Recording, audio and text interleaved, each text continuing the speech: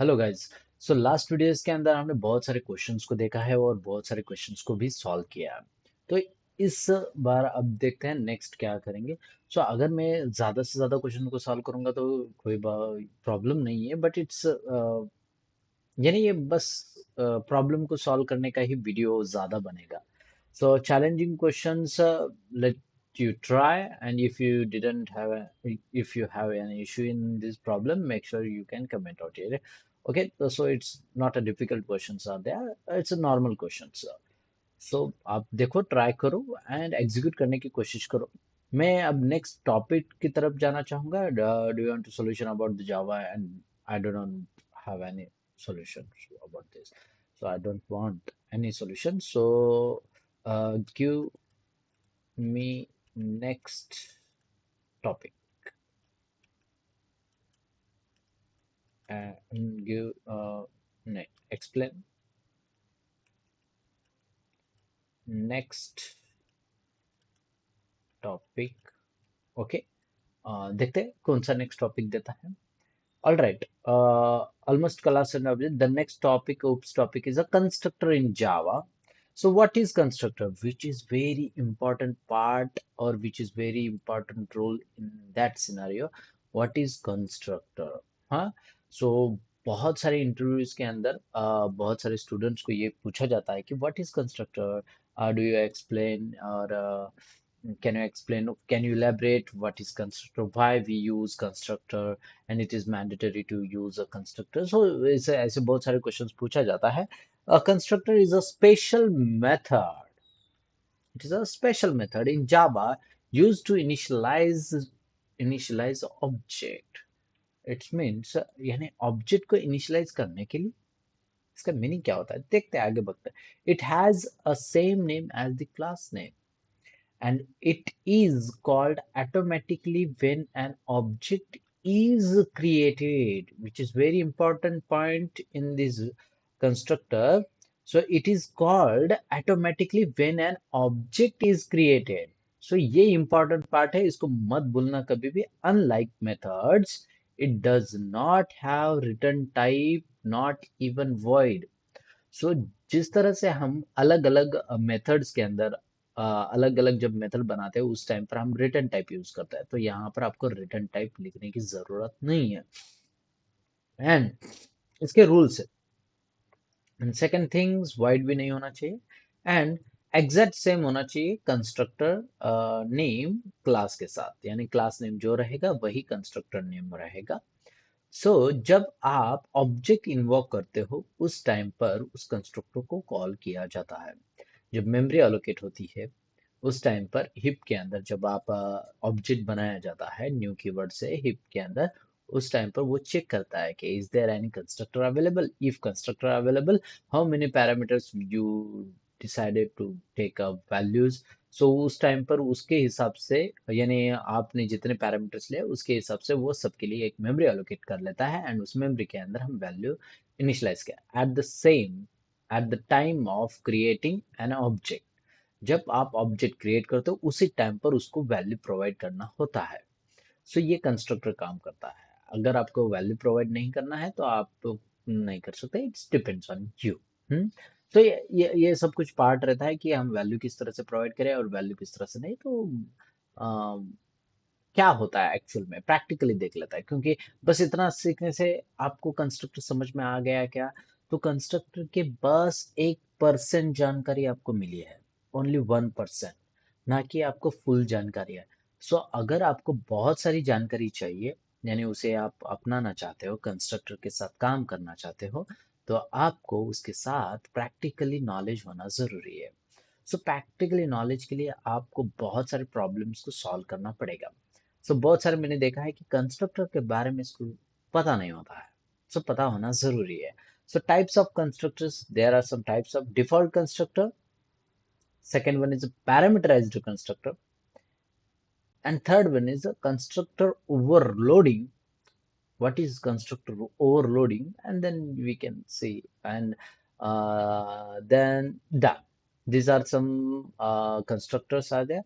Key points about the constructor: name same as a class name, no return type, automatically called when object is created, can be overloaded if you won't write a constructor Java given a default one. So इस तरह से हम constructor के बारे में use कर सकते हैं, कोई प्रॉब्लम नहीं है. सो बेसिकली किसी एक का तो हमें यहाँ पर यूज करना पड़ेगा. सो देखते हैं कि किसका हम, यानी किसी का तो हमें ऑब्जेक्ट बनाना पड़ेगा, और ऑब्जेक्ट बनाने के बाद उसके साथ प्रैक्टिकल प्रैक्टिस भी करनी पड़ेगी. सो चलो कर लेते हैं. I have one. Okay, there is no. देखो, ये कुछ ब्रांडिंग के लिए नहीं, जो मुझे मेरे हाथ में मिला उसके साथ मैं यहाँ पर यूज करना चाहता हूँ. सो ये यानी मेरे पास एक फेस वॉश है. तो फेस वॉश कौन सा भी हो डजेंट मैटर.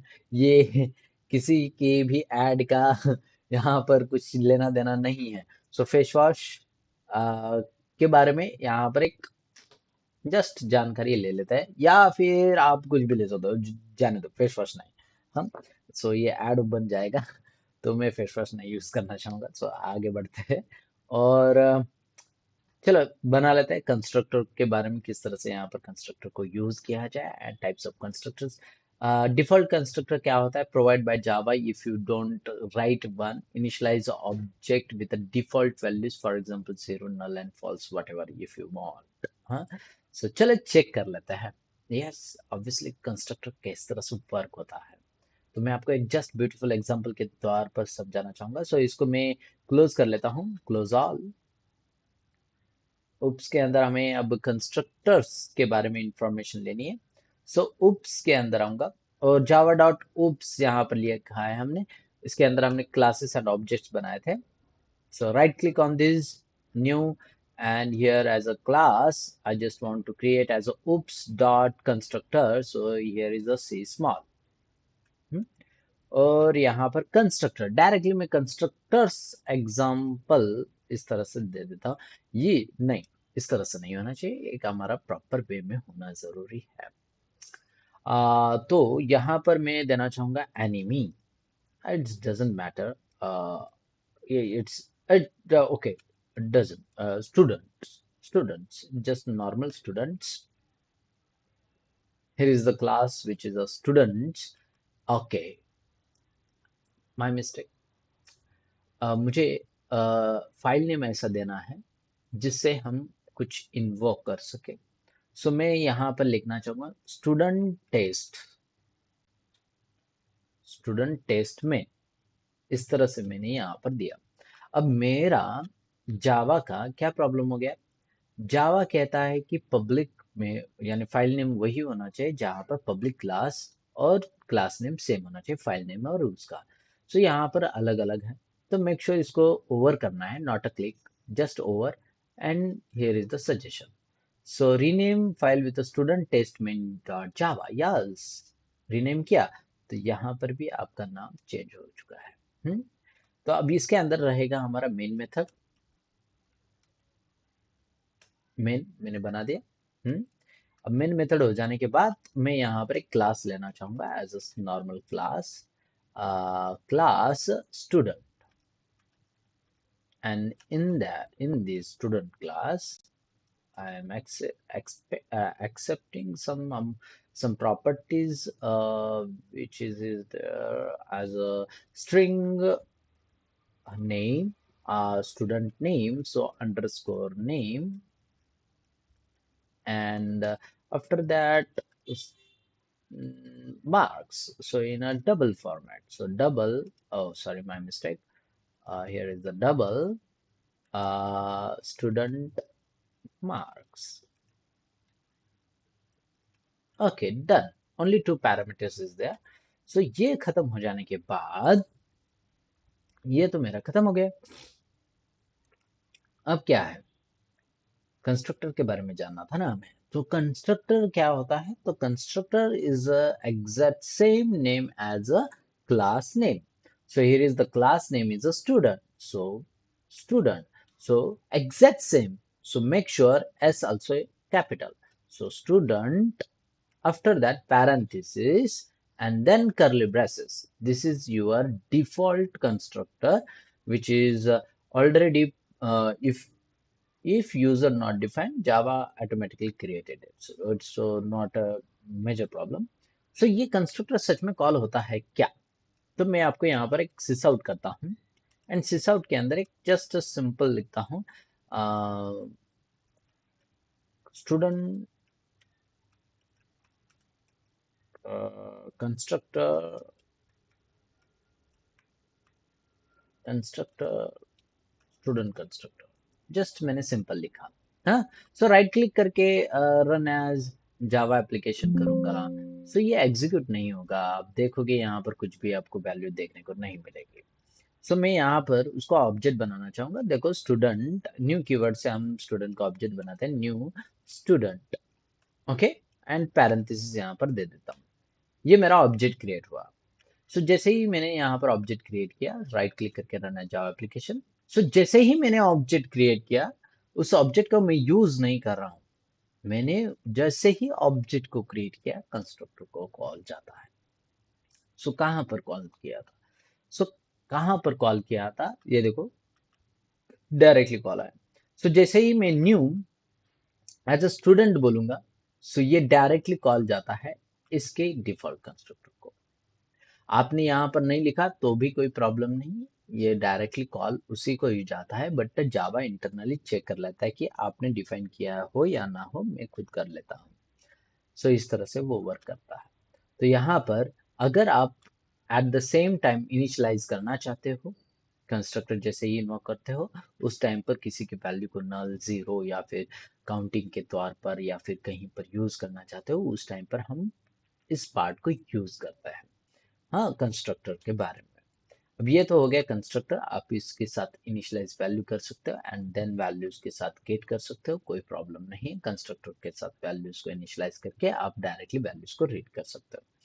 सो किस तरह से, अगर मैं यहाँ पर स्टूडेंट को वैल्यू सच में देना चाहता हूँ, तो कंस्ट्रक्टर के अंदर आप स्टूडेंट नेम इक्वल्स टू, अगर मैं यहाँ पर हिनाटा दे देता हूँ and then semicolon, right. और अब मैं यहाँ पर उसको कॉल करना चाहूंगा। सो इक्वल्स टू देकर मुझे यहाँ पर स्टूडेंट का रेफरेंस लेके यहाँ पर स्टूडेंट डॉट स्टूडेंट नेम को कॉल करना पड़ेगा, राइट। अब ये जो पार्ट है, इस पार्ट को मैं डायरेक्टली सिस आउट में कर सकता हूँ, कोई प्रॉब्लम नहीं है। सिस आउट के अंदर अगर मैंने यहाँ पर नाम को कॉल कर रहा हूँ जस्ट प्रिंट करने के लिए, तो आप यहाँ पर हिनाटा प्रेजेंट हो जाएगी, क्योंकि जैसे ही ऑब्जेक्ट इनिशियलाइज होता है उस टाइम पर कंस्ट्रक्टर इन्वॉक होता है, और जैसे ही कंस्ट्रक्टर इन्वॉक हुआ, उसने क्लास एट्रीब्यूट के अंदर वैल्यूज को उसने, इस हिनाटा को उसने यहाँ पर उसके मेमोरी के अंदर वैल्यू पुटअप कर देता है। और जैसे ही वैल्यू पुटअप कर देता है और यहाँ पर मैं उसको बाहर कॉल कर रहा हूँ, तो उसने उसमें प्रिंट किया। सो कंस्ट्रक्टर इस तरह से वर्क करता है। तो ये आपका फ्लो, एग्जीक्यूशन फ्लो, यानी आपको फ्लो किस तरह से जा रहा है वो पता आना जरूरी है। जैसे ही मैं यहाँ पर ऑब्जेक्ट को, यानी ऑब्जेक्ट क्रिएट करता हूँ, तो वो इस ऑब्जेक्ट को कॉल करता है एंड देन एग्जीक्यूट करता है। सिंपल एक एग्जांपल के तौर पर यहाँ पर भी उन्होंने यहाँ पर ये वाला पार्ट दिया, या ये इन्होंने भी स्टूडेंट का ही लिया है। मैं थोड़ा सा जूम करता हूँ, सो आपको समझ में आएगा। स्टूडेंट एज लिया है और स्टूडेंट यहाँ पर उन्होंने, मैंने देखा भी नहीं है, और डायरेक्टली सिस आउट के अंदर डिफॉल्ट कंस्ट्रक्टर कॉल्ड इस तरह से लिखा है, and then unknown and something as, इस तरह से उन्होंने दिया है। और सेम यहाँ पर उन्होंने प्रिंट भी किया है। सो यहाँ पर डायरेक्टली कंस्ट्रक्टर कॉल्ड होता है और डिफॉल्ट कंस्ट्रक्टर कॉल बोलकर आपको प्रिंट भी देखने को मिलेगा। सो ये इस तरह से वर्क करता है, और आउटपुट आपको इस तरह से आया था, और सेम आउटपुट हमें भी यहाँ पर इस तरह से देखने को मिला है। सो ये एक कंस्ट्रक्टर का एक सिंपल एग्जांपल है जो कि मैंने यहाँ पर आपको दिखाया। एंड सेकंड कंस्ट्रक्टर का एग्जांपल होता है कि at the same time of creation, यानी at the same time of object creation आप वैल्यूज को वहां पर देते हो। सो वो किस तरह से किया जाए? सो मैं जस्ट कमेंट आउट करता हूँ, और इस पार्ट को भी कमेंट आउट करता हूँ, और ये जो पार्ट है इस पार्ट को भी कमेंट आउट करता हूँ, तो मेरे पास अब कंस्ट्रक्टर भी नहीं है, और एट द सेम टाइम मुझे उसको वैल्यू असाइन करनी है। तो यानी जब ऑब्जेक्ट क्रिएशन करना चाहता हूँ तो मैं यहाँ पर कर सकता हूँ student student oh sorry my mistake student और स्टूडेंट यहाँ पर मैंने पैरेंथेसिस दिया एंड देन कर्ली ब्रेसेस ले लिया, राइट। अब मैं यहाँ पर नहीं, at the time of object creation value वहां से देना चाहूंगा एंड देन वैल्यू यहाँ पर गेट करना चाहूंगा, जिस तरह से हम पैरामीटराइज्ड मेथड के अंदर करते हैं यहाँ पर भी उस तरह से। सो मैं स्ट्रिंग यहाँ पर लेना चाहूंगा नेम एंड देन मैं लेना चाहूंगा यहाँ पर डबल मार्क्स। ये दो पैरामीटर्स को मैं यहाँ पर लेना चाहूंगा। सो अब ये दो पैरामीटर्स मुझे किसको असाइन करना है, स्टूडेंट मार्क्स को मार्क्स दे देना है एंड देन स्टूडेंट नेम को मुझे क्या करना है, नेम प्रोवाइड कर देना है। देखो वैल्यू यहां से लिया, it just same like a method, just same like a method. So यहाँ पर ये जो पार्ट लिखा था हमने, इस पार्ट को भी यहाँ पर कमेंट आउट, यानी ये कॉल होता है क्या नहीं, ये आपको समझ में आ जाएगा। स्टूडेंट कंस्ट्रक्टर कॉल होता है या नहीं, स्टूडेंट पैरामीटराइज्ड कंस्ट्रक्टर पैरामीटराइज्ड, ये इस तरह से लिख देता हूँ पैरामीटराइज्ड कंस्ट्रक्टर। अब ये किस तरह से कॉल होता है, तो चलो मैं आपको दिखाता हूँ यहाँ पर। यानी मेन मेथड के अंदर अगर मैं यहाँ पर न्यू कीवर्ड लेता हूँ एंड देन स्टूडेंट और पैरेंथेसिस अगर देता हूँ, तो इस टाइम पर मुझे इसने एरर शो किया। हाँ, अब इस टाइम पर उसने मुझे क्या किया, एरर को शो किया। तो ये गलत बात है, एरर को शो नहीं करना चाहिए। एरर को शो क्यों करता है, क्योंकि यहाँ पर आपने पैरामीटर पास किया, सो मुझे यहाँ पर पैरामीटर देना जरूरी है। सो पैरामीटर देना जरूरी है, तो मुझे यहाँ पर फर्स्ट पैरामीटर रहेगा हमारा string name and second parameter is a double in a marks. So यहाँ पर first parameter in a string, so यहाँ पर देना चाहूंगा मैं Sakura and then comma separated, उसके मार्क्स को यहाँ पर देना चाहूंगा। मार्क्स दे देता हूँ 89.9, ये परसेंटेज मैंने यहाँ पर दे दिया सकुरा के मार्क्स। सो जैसे ही मैं इसको control S to save and then right click करके रन एज और जावा एप्लीकेशन करूंगा, तो आप देख सकते हो स्टूडेंट पैरा कंस्ट्रक्टर ये कॉल किया गया, और ये मैंने नहीं किया, ये जावा ने खुद देख लेता है, चेक कर लेता है और ऑटोमेटिकली एग्जीक्यूट कर लेता है। जैसे ही उसे पैरामीटराइज्ड दिखता है उस टाइम पर ये डायरेक्टली इस कंस्ट्रक्टर के पास जंप करेगा, पैरामीटर को सेट करेगा एंड देन एग्जीक्यूट करेगा। अगर ये मेरे पास अवेलेबल नहीं होगा तो ये यहाँ पर एरर शो करेगा। सो मेक श्योर अगर आप पैरामीटर दे रहे हो तो उस टाइम पर आप यहाँ पर बनाया हुआ होना जरूरी है, और एग्जैक्ट सेम जिस तरह से आपने पैरामीटर दिया है उस तरह से यहाँ पर उसको वैल्यू इनिशियलाइज यानी वैल्यू देना जरूरी है। ना तो ये कुछ चीजें हैं जो कि जानकारी आपको पता होनी जरूरी है जब आप जावा के साथ काम करते हो। तो ये सब कुछ थ्योरी के अंदर होता है क्या, तो इतना सब कुछ जानकारी होती रहती है, फिर भी जितना आप प्रैक्टिस करोगे उतना आपको याद रहेगा। तो यहाँ पर इन्वॉल्व यानी ये तो कॉल हो गया, तो सच में उसकी वैल्यू चली गई क्या, तो चलो एक बार चेक कर लेता हूँ और यहाँ पर बोलता हूँ स्टूडेंट एंड देन एसटीडी यानी just student. So just student हो जाने के बाद एसटीडी डॉट नेम। अब मैं यहाँ पर डायरेक्टली सिस आउट करता हूँ, सिस आउट के अंदर देना चाहूंगा एसटीडी डॉट स्टूडेंट नेम और प्लस ऑपरेटर को यूज करके थोड़ा सा स्पेस यहाँ पर प्रोवाइड करना चाहूंगा। हाँ, एंड देन यहाँ पर प्लस ऑपरेटर के साथ उसके स्टूडेंट डॉट एसटीडी मार्क्स को भी प्रिंट कर लेता है एंड राइट क्लिक करके रन एज जावा एप्लीकेशन करूंगा, तो आप देख सकते हो सकुरा को 89.9 परसेंटेज मिले हैं। ये कब हुआ, at the time of creation. अगर मैं यहाँ पर नाम चेंज कर देता हूँ और सासुके लिखता हूँ, सासुके एंड देन यहाँ पर 99.9 परसेंटेज। सो अगर मैं राइट क्लिक करके रन है जावा एप्लीकेशन करूंगा तो सासुके को 99.9 परसेंटेज यहाँ पर देखने को मिला है आपको। सो ये कुछ कंस्ट्रक्टर के बारे में इंफॉर्मेशन थी जो कि पैरामीटराइज्ड है एंड डिफॉल्ट कंस्ट्रक्टर के बारे में आपको पता चला। सो डिफॉल्ट कंस्ट्रक्टर ये था जिसके अंदर एक भी पैरामीटराइज नहीं था। Second one is parameterise this one. तो आप ऐसे कितने भी चाहिए उतने पैरामीटर बना सकते हो, कोई प्रॉब्लम नहीं है।